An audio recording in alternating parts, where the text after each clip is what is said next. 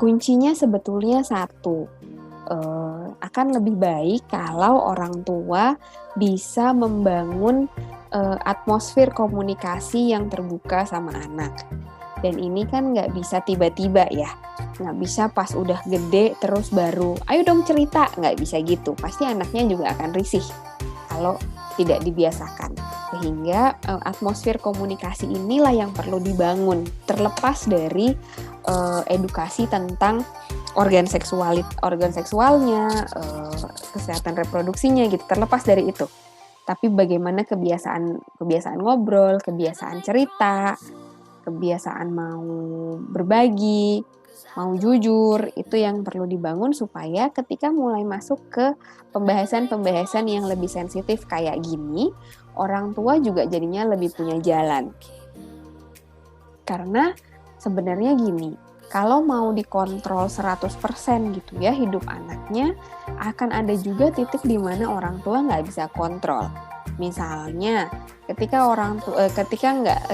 misalnya lagi di sekolah atau ketika lagi main sama temennya, nggak mungkin juga si orang tuanya akan nempelin dan jadinya tahu anaknya ngapain gitu. Sehingga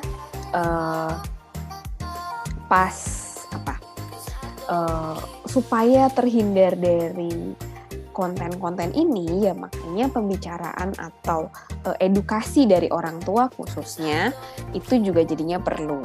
Mana yang boleh dilihat, mana yang tidak boleh. Biasanya kalau anak-anak kecil akan butuh penjelasan kenapa nggak boleh, dan orang tua perlu siap-siap juga kayaknya untuk bisa jelasin kenapa nggak boleh. Oke, ini adalah konten yang misalnya bisa dijelasin ini belum boleh dilihat. Ini nanti kalau kamu udah usia sekian baru kamu bisa lihat ini. Kamu boleh lihat ini, tapi untuk sekarang nggak boleh. Kenapa? Karena belum saatnya dan sebagainya dan seterusnya. Salah satu caranya begitu. Cara yang lain adalah ya pasti orang tua nggak bisa nggak boleh membiarkan gitu aja, tetap masih perlu tahu kehidupan anaknya seperti apa. Berarti kan misalnya untuk di situasi sekarang apalagi di mana anak-anak buat sekolah aja udah pakai gadget. Nah, disitulah sebenarnya orang tua tetap bisa berperan ya, maksudnya dengan nggak membiarkan gitu aja, tetap kasih batasan, tetap punya kontrol, tetap misalnya lihat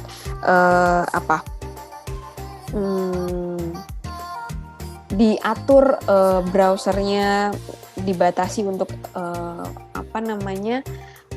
website-website yang memang nggak mau dibuka atau hanya boleh dibuka yang mana atau dibatasi jamnya. Jadi sebenarnya fungsi pengawasan itu yang dari orang tua yang nggak boleh lepas sebetulnya.